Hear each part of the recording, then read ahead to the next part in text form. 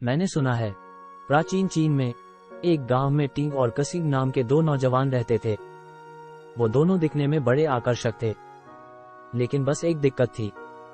दोनों के गालों पर एक बड़ा तिल था जो उनकी शोभा कम करता था। दोनों इस बात से परेशान थे। दोनों सोचते थे कि जैसे तैसे ये चेहरे से बस ये तिल हट जाए, फिर तो उनकी शोभा में चार चांद लग जाएंगे। दोनों की परेशानी समान थी, इसलिए दोनों दोस्त बन गए। इंसान जब परेशान होता तो फिर समान परेशानी वाले दूसरे इंसान को ढूंढता है, फिर मन को सांत्वना मिलती। चाहे परेशानी का हल मिले न मिले, लेकिन सांत्वना जरूरी हो जाती है। एक दूसरे को सांत्वना देना फिर उस समस्या का अस्थायी हल हो जाता है। फिर दोनों हमेशा साथ रहते। एक दिन यूं हुआ कि कसिंग की मां ने उसे रात में कुछ सामान लाने बाहर भेजा। रात काफी हो चुकी थी, इसलिए टिंग ने उसके साथ आने को मना कर दिया। फिर कसिंग अकेले चल पड़ा सामान ले आने के लिए। बीच में एक सड़क पड़ी जो बिल्कुल सुनसान थी। पहले तो कसिंग उस सड़क से जाने के लिए डर रहा था। डर किसको नहीं लगता, बहादुर से बहादुर इंसान भी डरता है। झूठ बोलते हैं वो लोग जिन्हें डर नहीं लगता। हिम्मत करके कसिंग उस सड़क से गुजरने लगा। कसिंग ने सीटी बजानी शुरू की। डर में इंसान जिसका सहारा मिले उसको पकड़ लेता है। सीटी सहारा थी उस सड़क से गुजरने के लिए।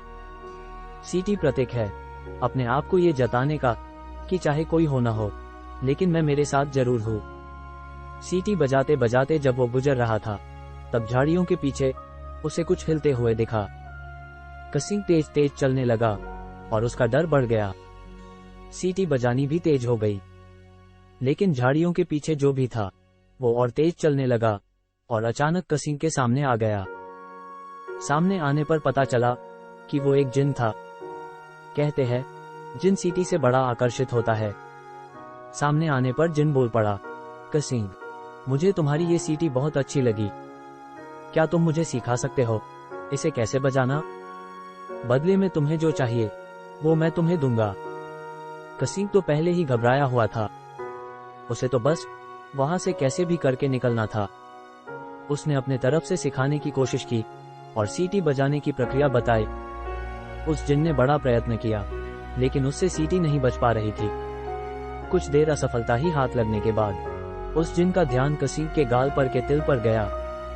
उस जिन ने सोचा कि शायद ये तिल सीटी बजाने में सहायक बनता होगा। ये सोच उस जिन ने अपनी जादुई ताकत इस्तेमाल कर वो तिल को कसिंग के गाल से हटा दिया। लेकिन तिल हटाने के बाद भी कसिंग उसी तरह सीटी बजाता रहा। कुछ देर बाद कसिंग ने अपनी सूझबूझ का उपयोग करके जिन से बोला कि सीटी बजाना तुम्हें एक दिन में नहीं आएगा। तुम आज रात सराव करो, कल मैं तुम्हें फिर से सिखाऊंगा। ये बात उस जिन ने भी मानी और कसिंग वहां से निकल पड़ा। दूसरे दिन जब कसिंग की मुलाकात टिंग से हुई, तब टिंग उसके स्वच्छ बिना तिल के चेहरे को देख हैरान रह गया। फिर कसिंग ने उसे कल की हकीकत बयान की। कसिंग की हकीकत सुनके टिंग के मन में ईर्ष्या जाग उठी। कल तक जो गाल पे तिल था उससे इतनी परेशानी नहीं थी जितनी आज हो रही थी। आज मानो टिंग के मन पर 100 छुरे चल गए। हम सबके मन पर चलते। कल तक जो 2 पहियों वाला वाहन हमारे पास था उससे हमारी जिंदगी बिल्कुल उत्तम चल रही थी, लेकिन आज जब पड़ोसी के पास नई कार आई, तब इसी 2 पहियों वाले वाहन से हमें बड़ी परेशानी होती। कल तक जो उत्तम सुख प्रदान करता वो आज दिल में जलन पैदा करता। वाहन वही है, वही सुख आज भी हमारे पास है, लेकिन ईर्ष्या हमें मौजूदा सुख देखने नहीं देती। फिर हमारी दौड़ शुरू होती। अब हमें भी उससे अच्छी कार चाहिए। फिर उसके लिए चाहे हमारा और हमारे आसपास वालों का सुख चैन ही क्यों न चला जाए। जब किसी का प्रेमी, चाहे वो स्त्री हो या पुरुष, उसे किसी और के लिए छोड़ देता है, तब जरा देखो उसके प्रेम की कैसे ऐसी की तैसी हो जाती। फिर उसी प्रेमी के लिए, जिसके लिए कल तक मन में फूल खिलते, उसके लिए आज मन में कीचड़ आता। हमारी दोस्ती, प्रेम सब हमारे सुविधाओं के अनुसार है। जब वो सुविधा टूट जाती, तब हमारे संबंध भी टूट जाते।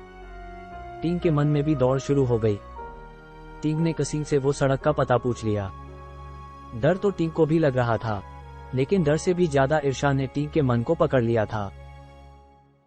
टिंग ने मन ही मन निश्चय कर लिया कि अब वो भी उस जिन से अपने गाल का तिल हटवा के ही रहेगा।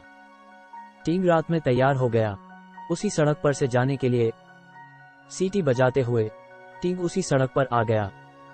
झाड़ियों के पीछे टिंग को भी कुछ हिलता हुआ नजर आया। फिर टिंग और जोर से सीटी बजाने लगा और अचानक टिंग के सामने जिन आ खड़ा हो गया।